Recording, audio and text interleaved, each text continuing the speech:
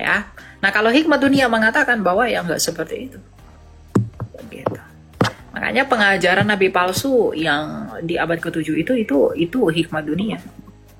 Makanya mereka dengan bangga menyakiti orang lain, dengan bangga menutup gereja, dengan bangga membunuh orang Kristen, dengan berharap bahwa dengan menyakiti orang Kristen mereka sedang berbuat bakti bagi berhalanya mereka. Itu hikmat dunia. Keinginan dunia itu seperti itu. Tapi hikmat Allah tidak seperti itu. Hikmat Allah apa? Menderitalah berjuang di dalam Kristus.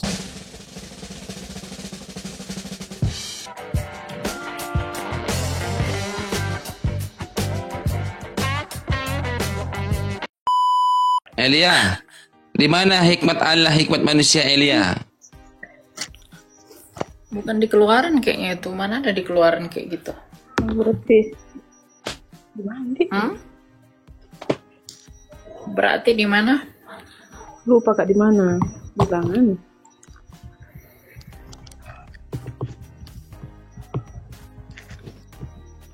Cari dulu Kak, tunggu.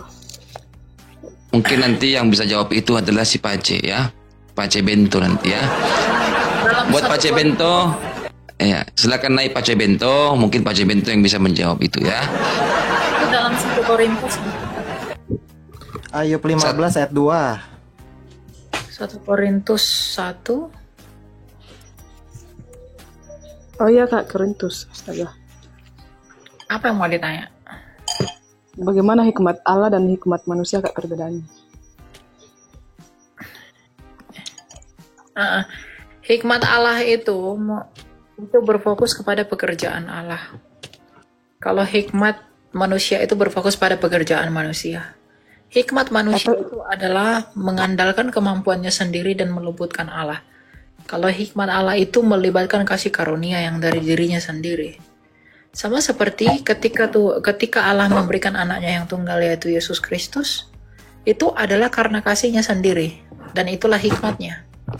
Di dalam hikmatnya itu ia mengubah paradigma dunia.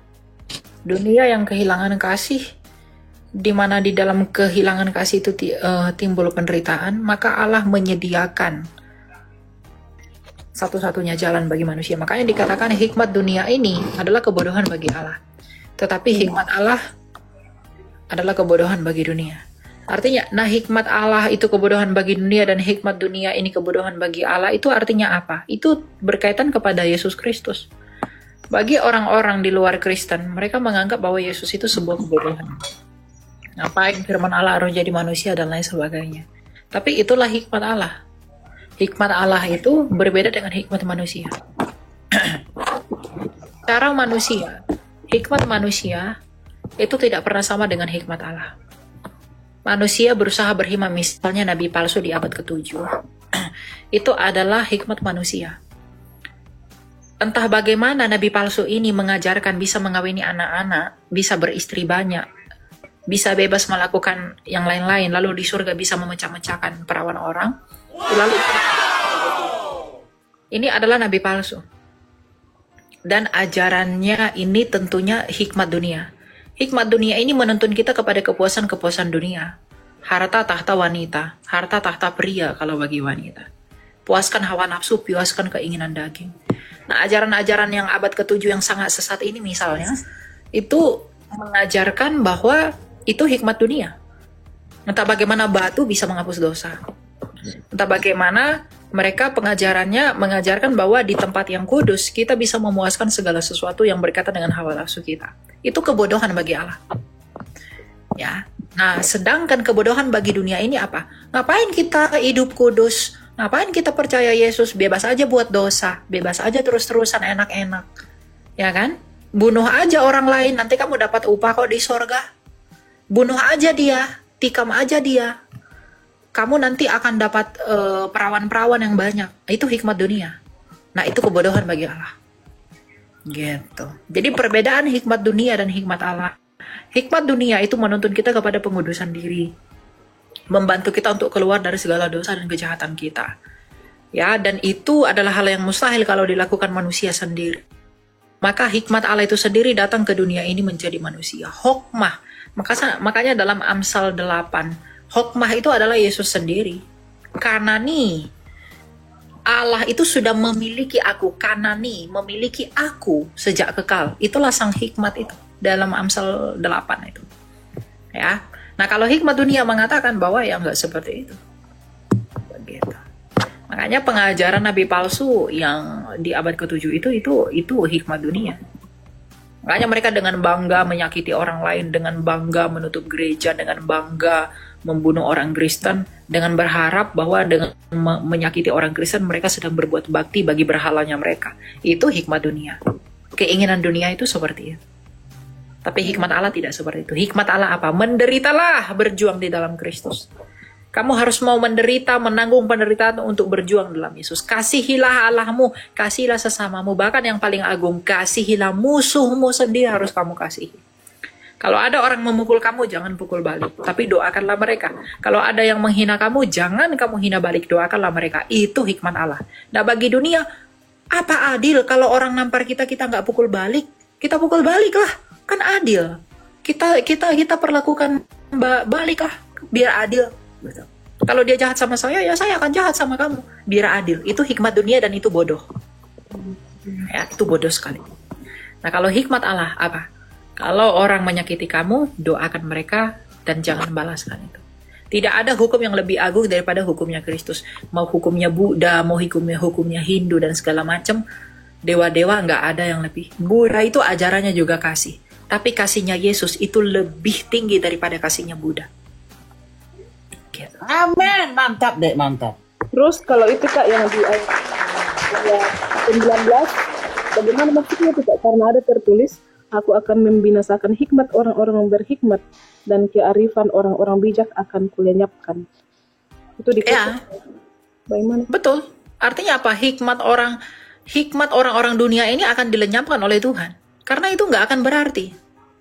Karena mereka mengandalkan hikmat mereka yang bisa binasa dan melupakan hikmat Allah yang kekal itu. Tuhan akan melenyapkan itu. Gitu. Orang banyak berpikir, wah saya sudah berhikmat dengan saya kaya mencari rezeki. Saya tidak perlu Yesus. Yang penting saya kaya, saya punya istri cantik, saya punya suami cakep, saya punya banyak uang, saya punya anak-anak yang bisa sekolah di luar negeri, bla bla bla bla. Rumah saya bagus, mobil saya bagus. Ini yang penting saya bahagia. Itu hikmat dunia, itu bodoh di hadapan Allah. Nah Tuhan akan membinasakan hikmat mereka yang seperti itu ketika mereka mati. Itu nggak akan berguna.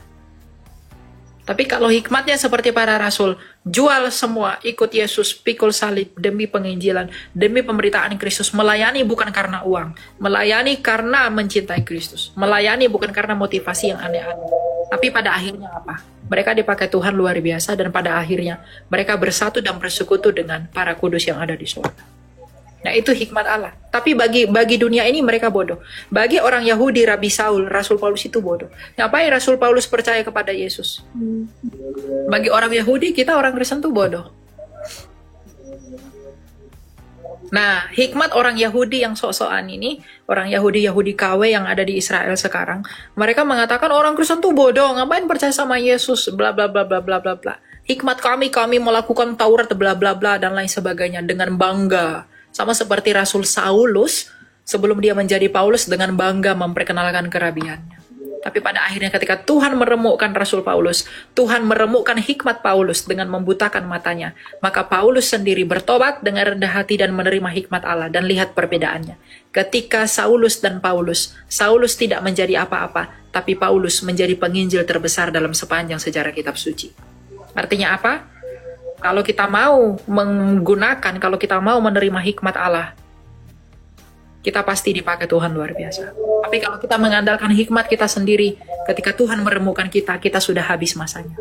Jadi kalau kita kehilangan uang, kehilangan harta, kita tidak kehilangan apapun. Tapi kalau kita kehilangan Kristus, kita kehilangan semua. Makanya Rasul Paulus bilang apa? Apa yang kau anggap dulu mulia adalah sampah sekarang untuk saya. Rasul Paulus dulu adalah Farisi dari Farisi. Dia orang yang sangat hebat dalam hukum Taurat. Sekolahnya di Tarsus. Orang tuanya dari Giskala. Ya, dia dari suku paling elit, dari suku Benyamin. Dia punya alasan untuk berbangga.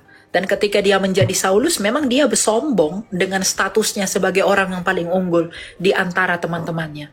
Tapi ketika dia menemukan Kristus, semua yang dahulu itu dianggap kebanggaan dia, dianggap sampah sekarang. Karena Kristus telah memberi hikmat yang baru, bukan lagi hikmat dunia seperti Saulus, tapi sudah menjadi Paulus. Dan hasil dari hikmat Allah itu apa? Ketika Paulus menggunakan hikmat dari Tuhan Yesus, maka dia dipakai Tuhan Yesus menjadi sangat besar.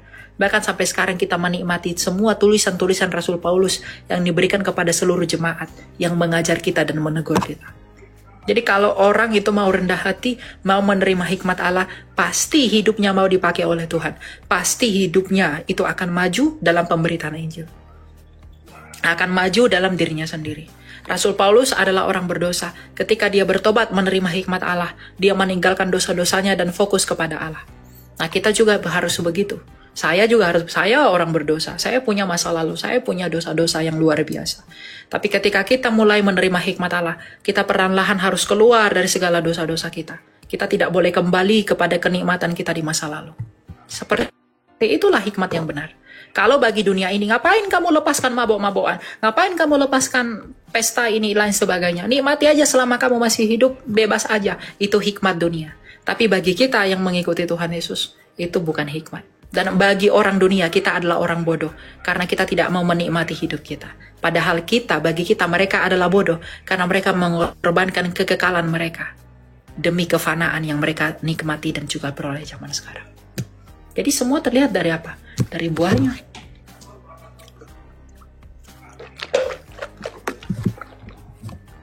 Gitu ya. Iya Kak, terima kasih Kak. Ya. Terima kasih. Itu penjelasannya sudah Marco top. Kak,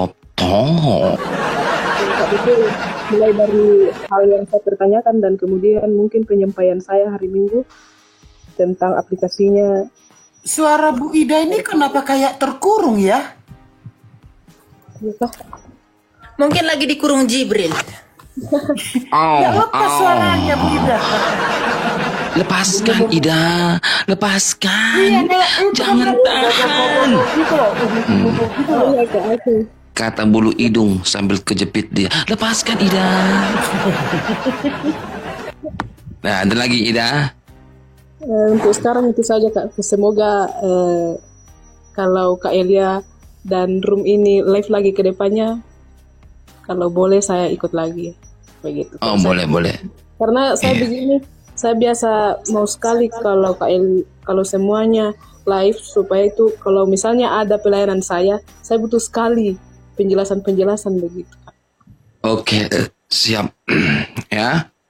Nanti Elianti kalau live silakan naik. Kalau saya nanti live silakan naik ya. Terus berkati, shalom Bapak Ibu Eda. Kita tukaran dulu ya. Oke. Izin turun dulu Bang Cepe. Siap. Miron. Rian, Iya. ya. Siap sama-sama tuh berkati. Shalom. Halo, anak live, anak Alif. Halo, Halo, anak Alif. Bang. Halo Ya, Bang, silakan. selamat siang semuanya. Islam Kristen Pak.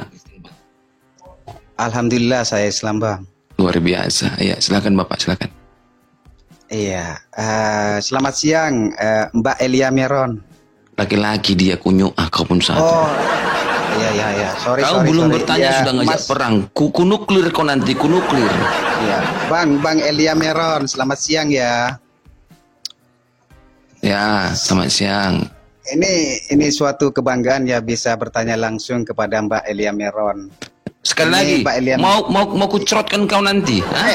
Sorry Bang, abang, sorry. Ya udah. Sorry Ini- Bang, Bang sabar dong.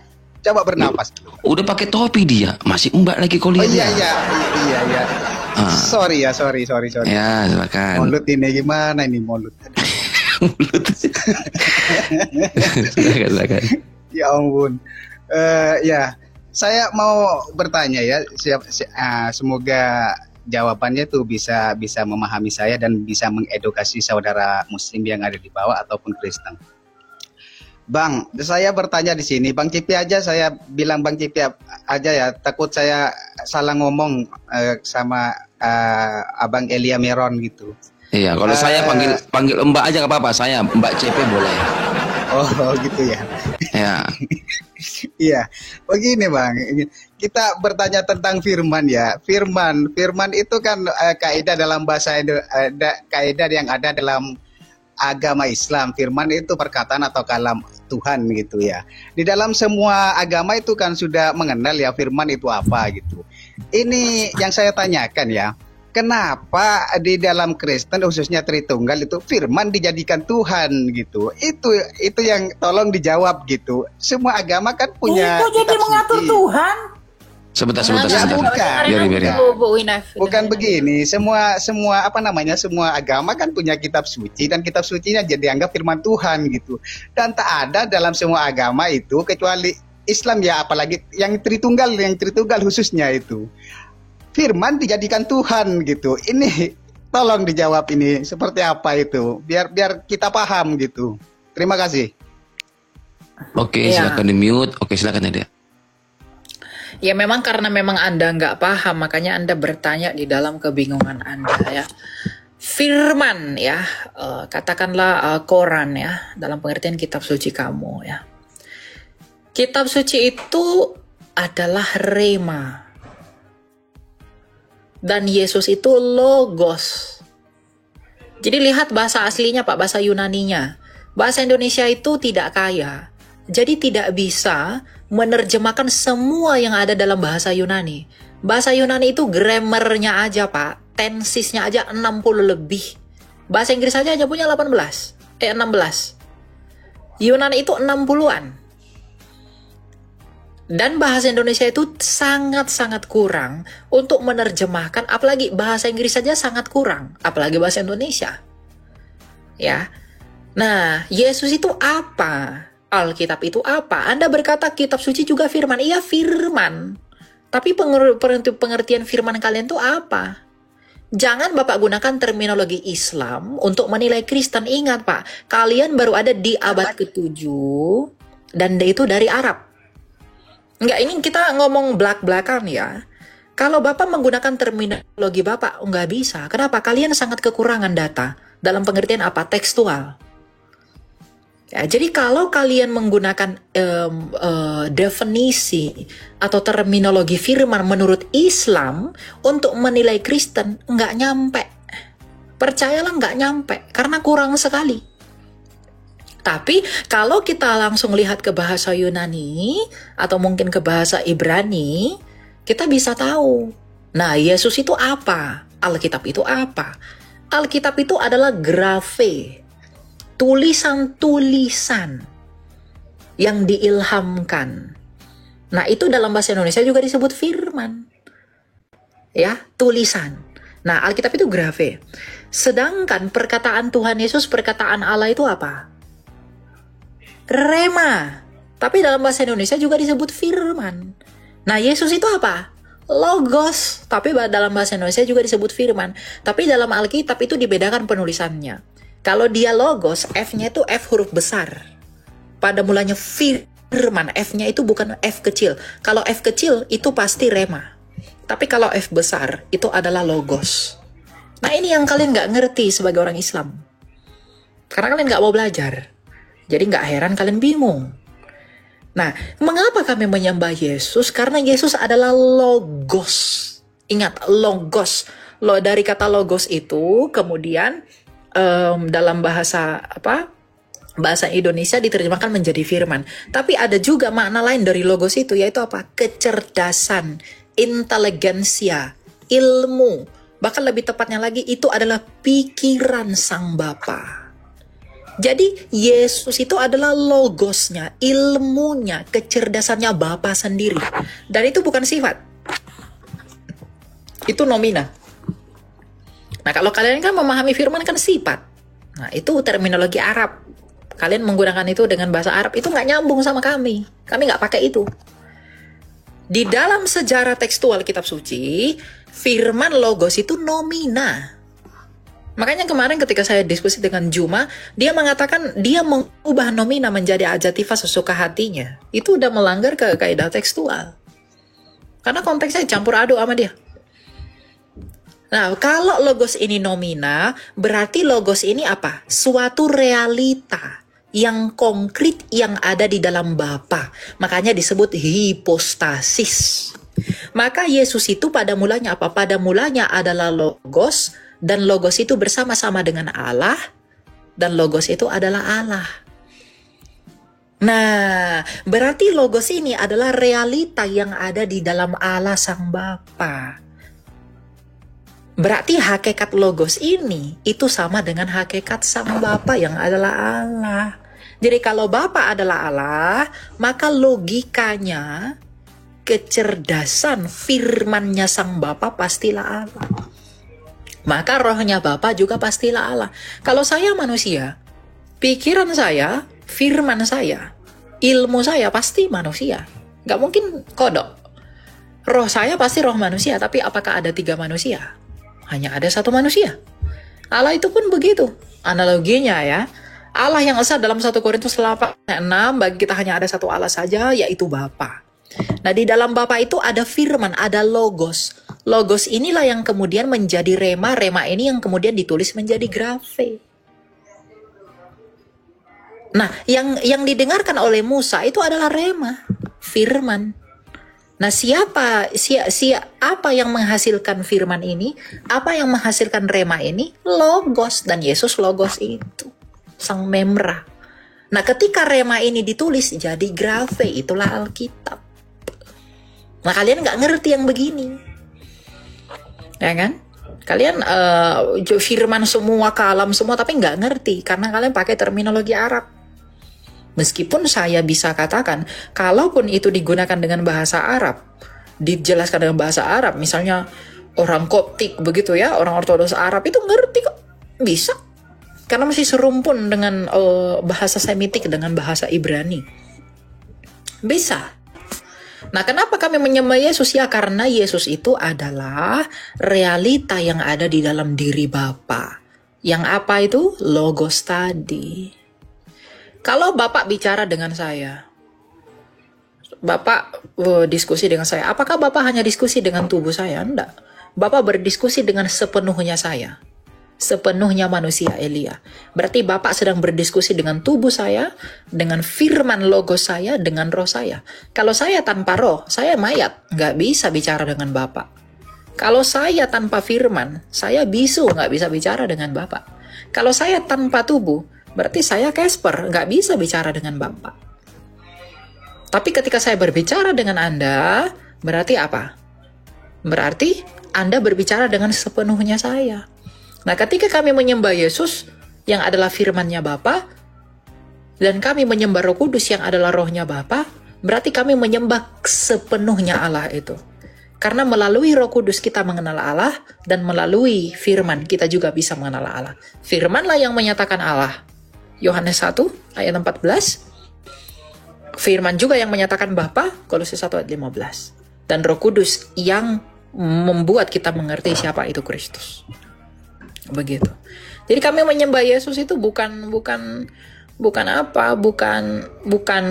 menuhankan 3 seperti fitnahan kalian. Jadi nggak heran kalian itu salah paham dengan iman kami, karena Tuhanmu pun salah paham. 3 dari 3. Kalian ada di abad ke-7. Kitab sucimu baru turun di abad ke-7. Kami di abad ke-3 sudah melakukan konsili Nikea di Konstantinopel. Bunyinya apa? Aku percaya kepada satu Allah yang maha kuasa. Kami percaya kepada satu Allah. Artinya apa? Tritunggal itu berarti penjabaran tentang satu Allah itu yang bagaimana. Tapi kemudian 400 tahun berikutnya, kalian fitnah kami. Artinya kalian yang gak mengerti iman kami, lalu kalian menganggap diri kalian benar. Pengawur kalian. Makanya kalian adalah bidat kekristenan. Oleh Yohanes dari Damaskus. Dia menulis tulisan. Oke, Kak Elia, saya sudah menangkap ya. Ini kan bicara tentang firman ya. Boleh saya menanggapi sedikit ya? Oke. Firman itu kan memang yang saya pahami atau yang saya imani. Firman itu kan sudah kaitannya memang. Bapak Bentar dulu, Kak. Itu sudah salah. Gini. Kalau Bapak mengatakan menurut yang saya pahami, karena Bapak menggunakan terminologi Islam, udah buang. Iya dulu nyampe. Enggak. Udah buang aja jauh-jauh, itu nggak akan berguna, Pak. Karena apa? terminologi Islam, terminologi kalian itu sangat kurang untuk memahami ajaran kami. Sangat kurang. Nggak akan mampu, nggak akan bisa. Jadi kalau Bapak bilang, gini, Bapak bertanya saya jawab, Bapak nggak punya hak untuk membantah jawaban saya. Karena apa? Saya menjelaskan di dalam linearitas iman kami, pemahaman iman kami. Kalau Bapak bantah-bantahan dengan saya, dengan iman Islammu, itu saya nggak gunakan, itu buang aja jauh-jauh. Nggak perlu. Karena Anda naik ke atas untuk bertanya, bukan untuk bantah-bantahan. Kalau Anda mau bantah-bantahan, bantah dari dasar argumen saya, yaitu cara berpikir saya. Anda bantah dari Yunani. Jangan bantah dari Arab. Kan pemahaman Iya, Anda Kak. itu kan dari Arab. Ya, terima kasih. Ya, saya Iya, paham Kak. gitu. menangkap, gitu. Jadi kalau Anda Tapi sudah setidaknya paham, begini Kak. Dengar dulu. Kalau Kakak Anda itu, sudah paham, ya udah sudah paham. Masalah enggak, Anda mengimani, Kakak itu menurut saya masalah itu Anda kakak yang mengimani atau enggak tidak, menangkap itu saya atau apa namanya penjelasan yang dari Islam. Firman itu sebenarnya apa kan kakak juga enggak paham. Gitu. Astagfirullah, susah banget. Ana, sebentar Ana berkutengahin. Ya. Iya. Jadi penjabaran bahasanya orang Kristen itu lebih dalam maknanya tentang Paham firman. Bang JP, Paham ya? enggak semistik paham. kalian. Cuman ya, ini Bang JP kan saya boleh juga menanggapi. Soalnya Kak Elia tadi juga menyimpulkan sesuatu yang Kak Elia menurut saya belum tidak tahu juga gitu tentang apa Oke, itu firman itu yang, dalam yang bahasa kita Arab. yakini. Begini Kak, Firman itu dalam ya. bahasa Arab apa? Firman itu Firman dalam dibedakan bahasa dua. Arab gitu. itu. Firman ketika Coba. diucapkan oleh Tuhan itu sendiri menjadi suatu perkataan. Kamu nggak usah naik kalau gitu ya. Kamu turun dulu. Ngomong banyak. Enggak begini. Kalau dia katakan di bahasa Arab, lalu firman itu dalam bahasa Arab apa? Kalian pahami apa?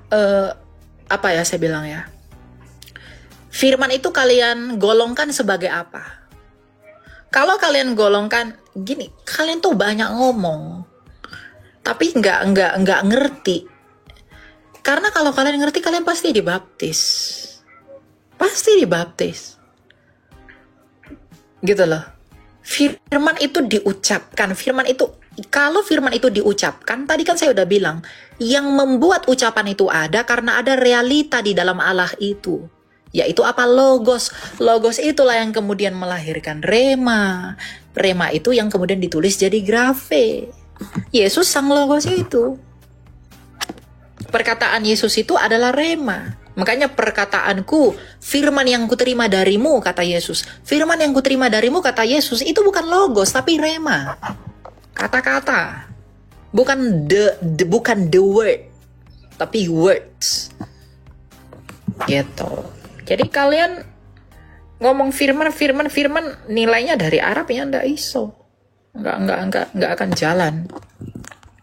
Gitu ya Alip ya, karena kamu ngeyel dari tadi, saya nggak mau habisin waktu dengan orang-orang sepertimu. Kamu hanya bertanya, saya jawab. Kamu kalau mau konfrontasi, tempatnya bukan di sini. Nanti kalau saya udah turun, baru kamu naik. Kamu mau jungkir balik ke sama si CP, terserah. Siap. Iya, begitu ya, Abdul ya. Jadi yang kamu lawan itu bukan narasi Elia, tetapi bagaimana pemahaman dari Yunani sana. Jangan kau pandang dari sudut pandang Arab, jangan ya. Soalnya Kristen Ortodok pun dari Arab sendiri ya, dari Mesir, mereka paham kok istilah Tritunggal. Gitu loh. Sesama bahasa Arab mereka. Mesir Kristen bahasa Arab, Islam bahasa Arab. Kenapa Islam gak dapat? Itu dia ya. Kenapa orang Ortodok yang sama-sama bahasa Arab mengerti gitu loh ya. Oke. Jadi kalian itu harus belajar dari Mesir, ya, orang Kristen Ortodok sana, ya. Orang Kristen Ortodok, Kristen Katolik, Protestan sami mawon, ya, Tritunggal. Kenapa kami bisa paham? Kenapa Abdul gak paham? Berarti penyakitnya ada di kalian, bukan di kami. Gitu kira-kira ya buat Bapak Ana ya, supaya kita lanjut diskusi. Kita lanjutkan dengan yang berikutnya ini. Halo, Elfrina di pojok kanan bawah. Yang mau naik silakan naik, bertanya saja ya. Sorry, salam, kepencet, pindahkan ke laptop. Turun dulu deh. Terus yang salah si Elia gitu, atau Paulus yang salah? Jangan-jangan Paulus yang salah ini. Paulus lagi yang salah ini ya. apapun jawaban Kristen, Paulus yang salah. Dikit-dikit Paulus.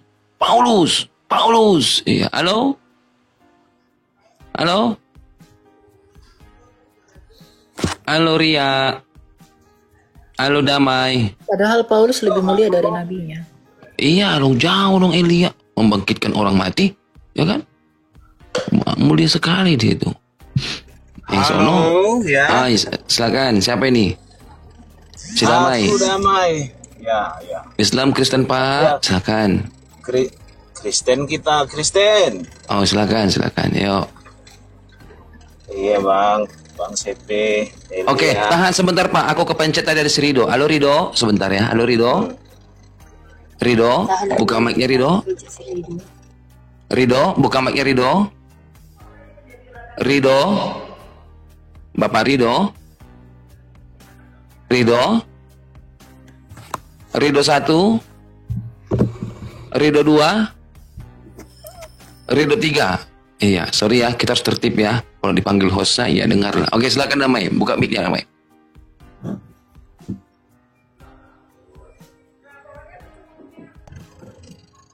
Ya, terima kasih Bang CP. Gini Bang CP, kasih saran aja memang Bang CP. Soalnya udah banyak aku dengar-dengar di room-room Kristen nih, semua yang berhubungan dengan Muslim ini memang sepertinya begitu, sifatnya memang wajib ini kebencian awal pertamanya yang mereka masuk Bang CP. Jadi susah lah untuk menerima kebenaran gitu. Jadi yang menjadi pertanyaan saya Bang CP, ini pertanyaan saya yang di luar konteks lah. Kenapa mengikut Muslim ini harus botol gitu Bang CP? Itu ada pertanyaanku. Oke, kalau bagian itu saya menjawab. Si Elia nggak usah, Elia diam aja. Ya, bagian Islam. Begini Bapak Damai. Yang pertama, ini karena pengaruh dari doktrin yang ditekankan sejak kecil. Ya, kalau bukan karena doktrin, nggak mungkin mereka sekeras itu, karena doktrin Pak. Apakah kita bisa hancurkan doktrinnya? Bisa, tapi pelan-pelan. Ya, seiring waktu, kemajuan zaman, kemajuan pendidikan. Semakin maju pendidikan, maka mereka akan berani keluar dari out of the box, keluar dari kotak.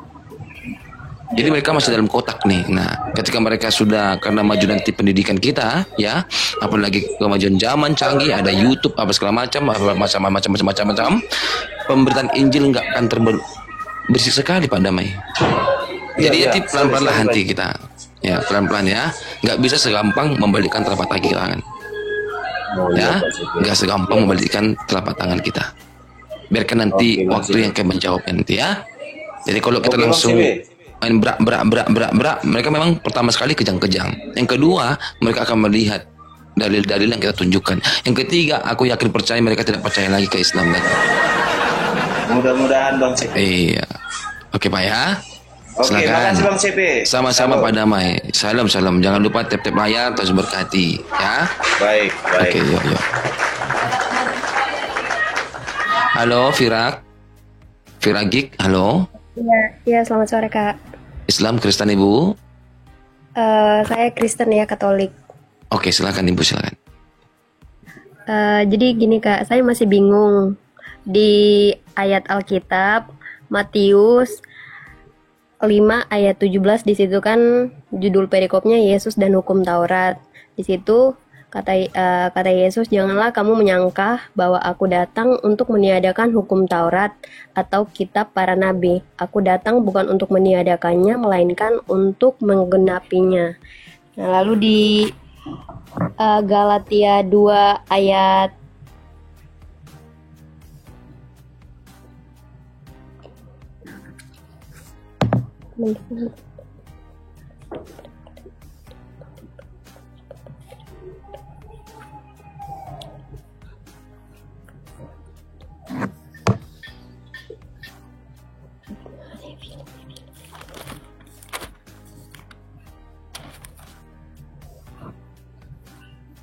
Oh bukan ya, sorry, bukan di Galatia ya, di Efesus 2 ayat 15. Sebab dengan matinya sebagai manusia, ia telah membatalkan hukum Taurat dengan segala perintah dan ketentuannya untuk menciptakan keduanya menjadi satu manusia baru di dalam dirinya, dan dengan itu mengadakan damai sejahtera, dan untuk memperdamaikan keduanya di dalam satu tubuh dengan Allah oleh salib, dengan melenyapkan perseteruan pada salib itu.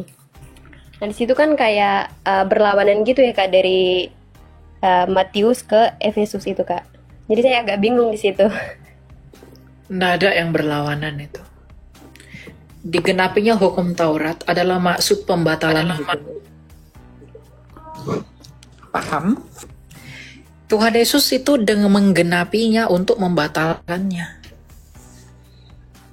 Memang Tuhan Yesus datang itu bukan untuk membatalkan, tapi dia datang menggenapi semua hukum itu. Karena begini, di dalam Galatia 3 kan dikatakan bahwa hukum Taurat itu adalah penuntun untuk iman yang akan datang. Dan ketika iman itu datang, maka kita tidak lagi di bawah pengawasan penuntun. Nah, hukum Taurat ini yang adalah penuntun, jangan melakukan ini, jangan begini, jangan begini, bla bla bla bla dan lain sebagainya. Itu dipenuhi di dalam Yesus karena Yesus melakukan semua apa yang dituntut oleh Taurat. Nah, dengan berhasilnya Yesus menggenapi hukum Taurat itu, maka ketika dia mati di kayu salib, untuk membenarkan kita, Tuhan Yesus bukan hukum Taurat ini lagi yang digunakan untuk membenarkan kita, tetapi kasih karunia di dalam salibnya Tuhan Yesus. Makanya Tuhan Yesus disebut sebagai imam besar kita. Jadi semua manusia tidak akan ada yang bisa melakukan hukum Taurat dengan sempurna. Tetapi Yesus sendiri melakukannya dengan sempurna. Jadi ketika kita beriman kepada Yesus, maka kita dibawa kepada kesempurnaan Kristus untuk diperhitungkan sebagai orang benar. Jadi Tuhan Yesus itu menggenapi semua hukum Taurat itu. Dia datang bukan untuk membatalkan hukum itu, tapi dia ada menggenapi semua hukum itu. Jadi ketika dia datang menggenapi semua hukum itu, maka hukum-hukum itu tidak lagi digunakan sebagai indikator untuk menilai kita, dengan demikian hukum itu batal untuk kita. Karena dalam Mazmur 147 ayat 19-20 dikatakan bahwa hukum Taurat itu hanya diberikan bagi mereka orang Israel saja. Sedangkan keselamatan itu diberikan bagi seluruh dunia. Ya, jadi memang tidak ada Tuhan Yesus meniadakan hukum Taurat. Tidak, dia tidak meniadakan. Dia datang menggenapinya. Dengan digenapinya hukum Taurat itu oleh Yesus Kristus, maka itu dibatalkan.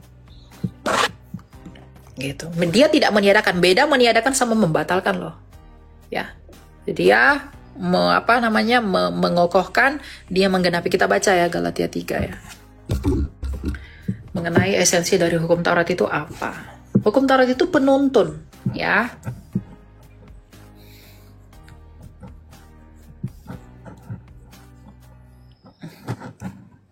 Galatia 3 ya. Nah,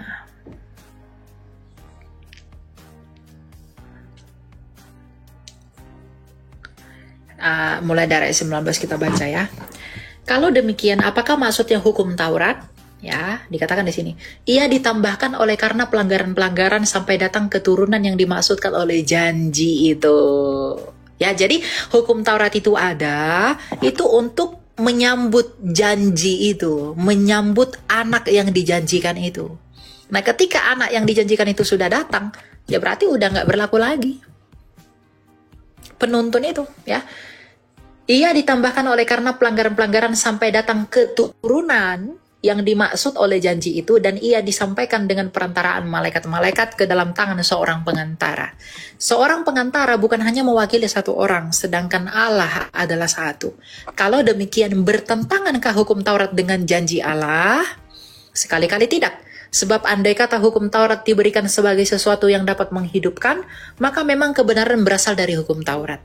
Tetapi, kitab suci telah mengurung segala sesuatu di bawah kuasa dosa, supaya oleh karena iman dalam Yesus Kristus, janji itu diberikan kepada mereka yang percaya. Sebelum iman itu datang, kita berada di bawah pengawalan hukum Taurat, dan dikurung sampai iman itu dinyatakan. Jadi hukum Taurat adalah penuntun bagi kita sampai Kristus datang, supaya kita dibenarkan karena iman. Sekarang, iman itu telah datang. Karena itu kita tidak berada lagi di bawah pengawasan penuntun. Sebab kamu semua adalah anak-anak Allah karena iman di dalam Yesus Kristus. Ya, artinya apa? Bahwa bukan hukum Taurat lagi yang akan membenarkan kita. Karena hukum Taurat itu mengawasi manusia. Kan tadi dikatakan oleh karena pelanggaranlah hukum Taurat itu diberikan. Tapi hukum Taurat itu diberikan Allah untuk mengawasi orang Israel agar janji Allah, yaitu anak laki-laki yang akan datang itu tetap diturunkan. Nah, ketika anak laki-laki yang adalah janjinya itu sudah datang, yang diawasi oleh hukum Taurat ini, maka ketika janji itu sudah datang, maka nggak perlu lagi pengawasan. Maka bagi kita hukum Taurat tidak lagi berlaku karena apa? Janji yang diawasi oleh hukum Taurat itu sudah datang. Misalnya saya, ya, Tuhan menjanjikan Elia akan datang. Nah, sebelum Elia datang, pengawal harus berjaga-jaga agar tidak ada yang mengganggu jalan, agar tidak ada yang mengganggu jalannya Elia. Nah, ketika saya sudah datang, saya sudah diawasi, saya sudah sampai ke rumah misalnya begitu. Saya sudah sampai ke rumah, lalu pengawal-pengawal itu sudah membimbing saya untuk sampai ke rumah. Maka ketika saya sudah sampai di rumah, pengawal-pengawal itu nggak diperlukan lagi. Karena dia hanya menuntun saya sampai rumah. Nah, begitu juga Yesus. Karena tadi ingat, hukum Taurat itu diberikan untuk apa? Untuk menghantarkan kita kepada janji Allah. Janji Allah yaitu anak laki-laki tadi. Nah, ketika anak laki-laki ini datang, maka hukum Taurat tidak lagi kita perlukan. Makanya Tuhan Yesus berkata, aku memang datang bukan untuk meniadakan, aku datang untuk menggenapi. Karena apa? Karena hukum Taurat diberikan itu untuk menuntun aku loh. Itu maksud Tuhan Yesus. Aku memang bukan meniadakan hukum Taurat. Karena aku datang itu untuk menggenapi hukum Taurat itu. Karena hukum Taurat itu diberikan buat kamu, wahai bangsa Israel, itu untuk menuntun aku. Itu untuk menyambut aku. Dan ketika aku datang, itu udah nggak perlu lagi. Karena aku sudah melakukan semua yang dituntut Taurat, maka di dalam akulah kamu akan dibenarkan menurut kasih karuniaku. Maka ketika Yesus datang, semua ketentuan Taurat itu dibatalkan oleh kesempurnaan Kristus. Jadi kita tidak lagi di bawah hukum Taurat. Jadi itu tidak bertentangan. Gitu. Karena ketika Tuhan Yesus mati di kayu salib, dia mengucapkan tetelestai, sudah selesai. Di dalam kematiannya itulah hukum Taurat dibatalkan. Hukum Taurat digenapi di dalam kematiannya, maka pada saat yang sama hukum Taurat dibatalkan oleh Yesus. Karena hukum Taurat sudah selesai, jadi salib itu begini ya, salib di sini. Hukum Taurat itu menuntun sampai salib ini. Ya, oke? Hukum Taurat menuntun sampai salib, dan setelah salib kasih karunia. Maka di dalam Yesus dia menggenapi hukum Taurat dengan otomatis yang di sini. Dengan otomatis ke salib Yesus membatalkan hukum Taurat karena dia sudah datang, dengan otomatis dia membatalkan Taurat kepada orang yang di depan salib. Jadi ini tentang di depan dan di belakang. Bagi orang yang di belakang salib, hukum Taurat digenapi, tapi bagi orang depan salib, hukum Taurat dibatalkan. Karena di dalam salib, Yesus menggenapi hukum Taurat ke belakang. Dia menggenapi hukum Taurat ke belakang. Dia membatalkan hukum Taurat ke depan. Karena di dalam salibnya, disitulah penggenapan Taurat dan disitulah pembatalan Taurat bagi seluruh dunia. Begitu. Jadi itu tidak bertentangan. Tapi tentang ke arah mana, itu yang perlu kita lihat. Karena hukum Taurat adalah penuntun. Karena Yesus sudah datang, yang dituntun oleh Taurat sudah datang, maka kita tidak lagi butuh penuntun. Makanya semua orang harus diajak percaya Yesus. Kenapa? Karena agar di dalam Yesus kita dibenarkan oleh karena kebenaran Yesus yang telah berhasil sebagai yang satu-satunya melakukan hukum Taurat. Karena hukum Taurat adalah indikator menilai orang itu bersalah atau tidak. Nah, ketika Tuhan kita, Yesus Kristus mengatakan kepada orang Farisi, siapa saja yang bisa membuktikan aku berdosa, dia bisa menghukum aku. Tapi ternyata tidak ada satu pun dari ahli Taurat itu yang bisa membuktikan Tuhan Yesus berdosa. Artinya apa? Kesempurnaan Yesus Kristus itu menyempurnakan kita kalau kita percaya kepadanya. Kesempurnaan Yesus menurut hukum Taurat itu akan menyempurnakan kita kalau kita mau percaya kepadanya. Artinya, orang yang percaya kepada Yesus akan benar menurut hukum Taurat karena Yesus sendiri telah benar menurut hukum Taurat. Nah, itulah kasih karunia itu. Maka di dalam maksud janji itu kita tidak lagi membutuhkan hukum Taurat. Dengan demikian ia dibatalkan. Begitu. Ya. Ya. Kak, ya oke, makasih ya Kak untuk penjelasannya. Udah ngerti saya. Ya, Tuhan berkati ya. Ya, Tuhan berkati juga ya Kak. Makasih ya. Oke, ya. Ada lagi Ibu Vira Gik 17. Oh iya, ada lagi ya Kak. Galatia 3 ayat 13. Galatia 3 ayat 13, di situ kan bunyi ayatnya, Kristus telah menebus kita dari kutuk hukum Taurat dengan jalan menjadi untuk karena kita dengan jalan menjadi kutuk. Ya, kutuk karena kita, sebab ada tertulis, terkutuklah orang yang digantung pada kayu salib. Ya.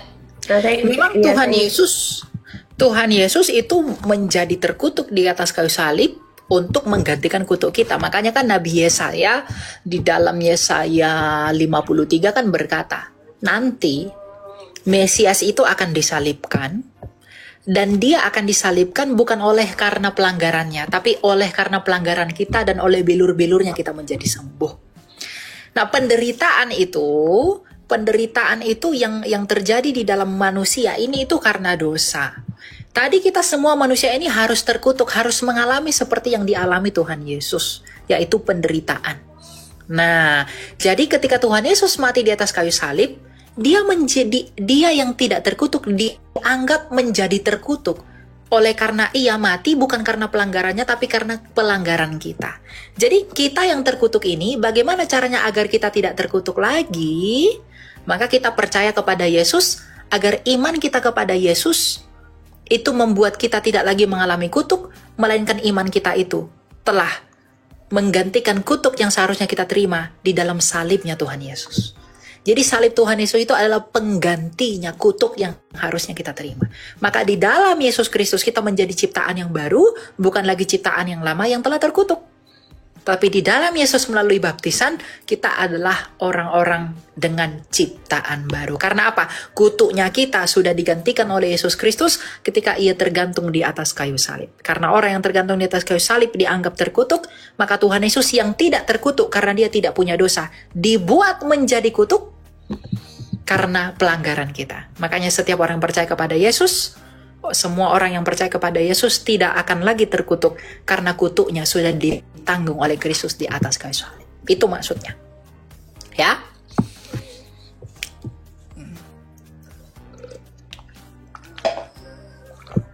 Begitu ya.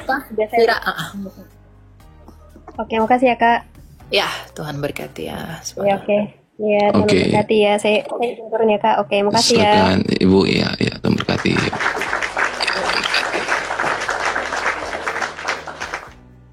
Hukum Taurat. Ya, yang mau bertanya silakan bertanya. Yang mau debat nanti itu ya, tunggu si Elia, kita kurungin dulu si Elia nanti. Kalau mau ini ya. Halo. Buana Soki. Halo Pak. Halo. Shalom. Islam Kristen Pak? Kristen Pak. Kristen. Oke, silakan. Kak Elia mau bertanya dong. Ini tentang iman kita juga. Kemarin ada pertanyaan yang belum sempat saya jawab dari umat sebelah. Ketika saya membuat sebuah argumen bahwasanya Yesus itu adalah Tuhan. Nah, pertanyaan yang belum sempat saya jawab, yang tidak mampu saya jawab waktu itu adalah ketika Yesus dicobai di padang gurun itu, apakah yang dicobai itu adalah kemanusiaannya atau kealahannya? Dan jika kemanusiaannya yang dicobai, apakah kealahannya tetap ada di dalam dia? Itu aja Kak Eli. Mohon pencerahan. Iya. Tentu yang dicobai oleh iblis adalah pribadi Yesus dengan dua natur itu. Di dalam satu pribadinya dua natur itu ada. Lalu apakah keilahiannya dicobai, apa atau hanya kemanusiaannya saja? Pertanyaannya seharusnya tidak seperti itu. Natur itu tidak berbicara pribadi, tapi pribadi itu di dalam dia ada dua natur itu. Ya. Nah, natur ilahi Yesus itulah yang membuat kemanusiaannya itu menjadi kudus. Natur keilahiannya lah yang membuat Tuhan Yesus itu menjadi tidak berdosa. Begitu. Jadi ketika dia dicobai, apakah keilahiannya dicobai? Ya, harusnya dicobai. Tetapi dicobai di dalam apa? Di dalam kemanusiaannya. Makanya dikatakan di dalam Rasul Petrus mengatakan bahwa ia yang dibunuh dalam keadaannya sebagai manusia. Jadi ketika dia dicobai, apakah dicobai dalam keadaannya sebagai manusia? Dicobai dalam keadaannya sebagai manusia meskipun di dalam pribadinya ada natur keilahiannya. Karena kita percaya di dalam satu pribadi Kristus ada dua natur Kristus. Begitu. Jadi kalau ia mati dibunuh dalam keadaannya sebagai manusia, berarti dia juga dicobai dalam keadaannya sebagai manusia pula. Hanya saja dia tidak berbuat dosa. Begitu. Karena ini kita gak berbicara natur. Pencobaan kepada Yesus itu tidak berbicara natur, tapi berbicara pribadi. Karena natur tidak dicobai, tapi yang dicobai adalah pribadi Yesus. Begitu. Ya. Oke Kak, terima kasih pencerahannya. Ya. Oke. Shalom. Shalom. Shalom, ya, ya. Nanti kalau yang mau dicobai sini, naik ke sini berkucobai. Nggak apa-apa, mau guru apa kek, Sama silakan. gini ya, di dalam pribadi Yesus naturnya itu tidak pernah terpisah. Tidak pernah terpisah antara kemanusiaan dan keilahiannya itu tidak pernah terpisah. Selalu satu dalam pribadi. Jadi ketika dia dicobai, apakah natur keilahiannya ikut tercobai? Ya, di dalam pribadi Kristus harusnya ikut, tetapi dalam keadaannya sebagai manusia.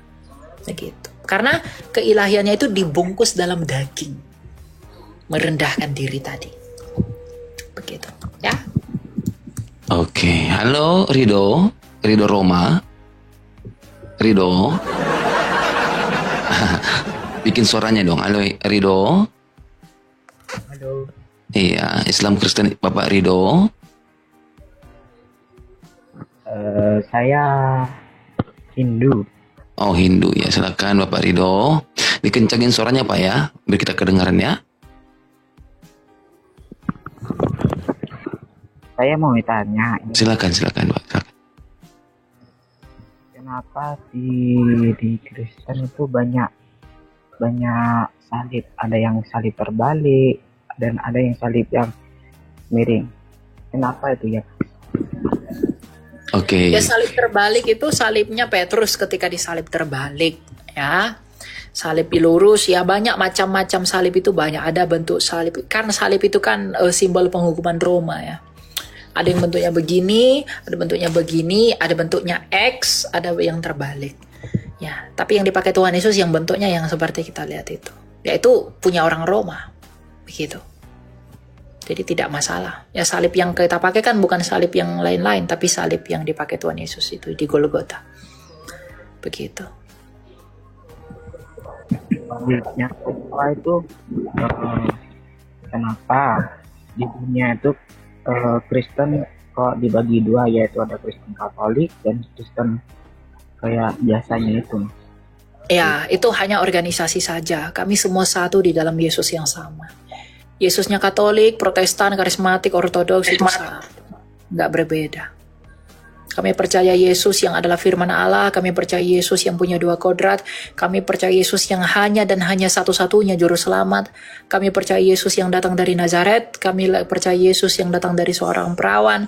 Kami percaya Yesus yang datang dari janji Allah dan lain sebagainya. Kami percaya kepada Yesus yang sama. Hanya saja kami berbeda di dalam liturgi kami dan penyembahan kepadanya. Begitu. Jadi itu tidak masalah buat kami. Terima kasih. Ya, Tuhan berkati ya.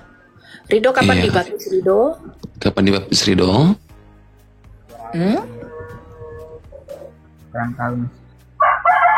Oh nggak tahu. Kamu Hindu di mana? Hindu apa? Hindu Bali. Di Bali. Oh, kamu Hindu yang apa?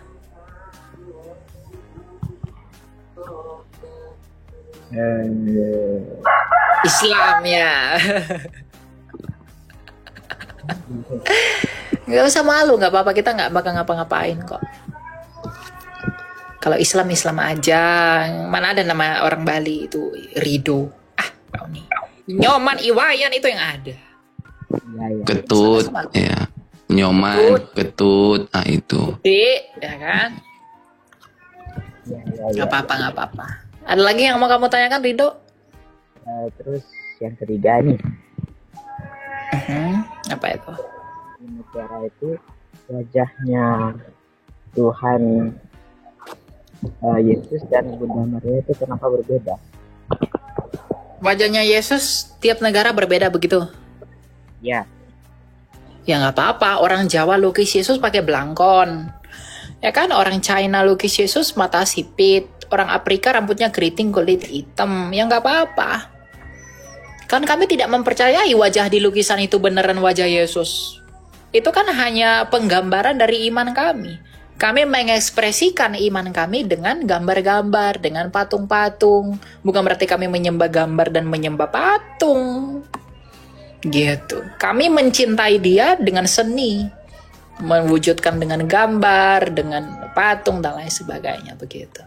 Dan kami nggak pernah, orang Kristen nggak pernah mengatakan ini loh wajah Yesus yang asli. Itu tidak ada. Yang dalam film juga itu wajah artis, wajah aktor. Tidak wajah Yesus. Wajah Yesus yang asli itu tidak ada yang tahu persisnya bagaimana. Meskipun ada penelitian kain Turin apa segala macam, ya itu kita menghargai ya. Tapi tidak ada yang berani menggaransi itu 100% wajah Kristus. Begitu loh. Ya. Yang pasti dia nggak ada tompelnya bang ya, nggak ada tompel. Oh ya. Gitu. Ya. Itu ekspresi iman lah, seni ya, seni. Ya udah Kak, terima kasih. Ya, terima kasih. Jangan lupa deh dibaptis ya. Percaya Tuhan. Kamu jangan percaya kepada yang tidak memberi hidup. Apa yang kamu dapatkan dari imanmu yang sekarang? Ya, saya menghargai ya, tapi maksud saya begini loh. Apapun iman orang itu kita hargai. Cuma saya hanya sedang memberitahu kamu, ini loh, di dalam Yesus loh ada hidup. Di luar Yesus tuh tidak ada hidup.